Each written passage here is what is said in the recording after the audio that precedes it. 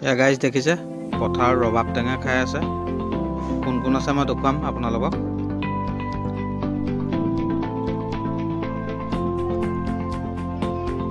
এয়া দেখিছে ওচৰৰ বৰমা এগৰাকী, এয়া বৰমাই টেঙা খাই আছে। এয়া আমাৰ মা,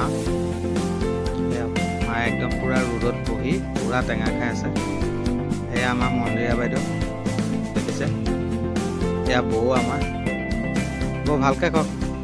এয়া অনন্ত দানো এই লাজেই কৈছে দেখিছে না, হাঁহিছে কেনেকৈ আৰু দেখুৱাই আছে।